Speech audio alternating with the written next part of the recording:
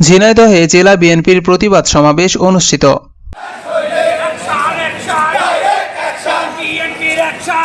ঝিনাইদহ থেকে মশিউর রহমান টিঙ্কুর পাঠানো তথ্যচিত্রে বিস্তারিত জানাচ্ছি মাসুম বিল্লাহ।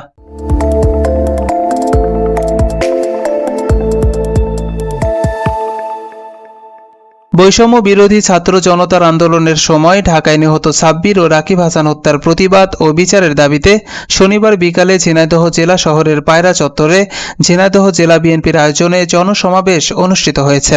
এ সময় ঝিনাইদহ জেলাসহ প্রত্যেক উপজেলার সকল ইউনিয়ন ও ওয়ার্ড থেকে তৃণমূলের হাজার হাজার নেতাকর্মী বাস, পিকআপ, মাইক্রোবাস, ট্রাক ও মোটরসাইকেল যোগে সমাবেশে যোগ দেওয়ায় জনসমুদ্রে পরিণত হয়েছে অত্র সমাবেশ।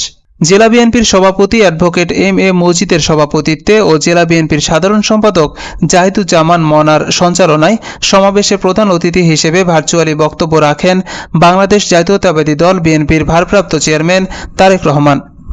এছাড়া আরও বক্তব্য রাখেন বিএনপি নেতা আজিজুল বারী হেলাল, অনিদ্য ইসলাম অমিত, জয়ন্ত কুমার কুন্ডু, আমিরুজ্জামান খান শিমুল, ব্যারিস্টার রুহুল কুদ্দুস কাজল, সাইফুল ইসলাম ফিরোজ, জেলা বিএনপির সভাপতি অ্যাডভোকেট এম এ মজিদ ও সাধারণ সম্পাদক জাহিদুজ্জামান মনা সহ স্থানীয় নেতৃবৃন্দরা সমাবেশে বক্তব্য রাখেন। প্রধান অতিথির বক্তব্যে তারেক রহমান বলেন, অন্তর্বর্তীকালীন সরকারের রোডম্যাপ নির্দিষ্ট করতে হবে।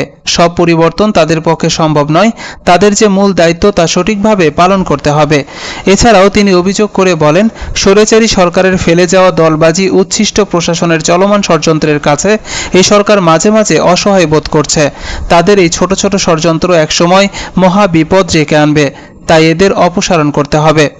এ সময় মহেশপুর উপজেলা বিএনপির সভাপতি মেহেদী হাসান রনি ও সাংগঠনিক সম্পাদক জিয়াউর রহমান জিয়ার নেতৃত্বে 20 থেকে 30 হাজার নেতাকর্মীর একটি বিরাট মিছিল নিয়ে সমাবেশে যোগ দিতে দেখা গেছে।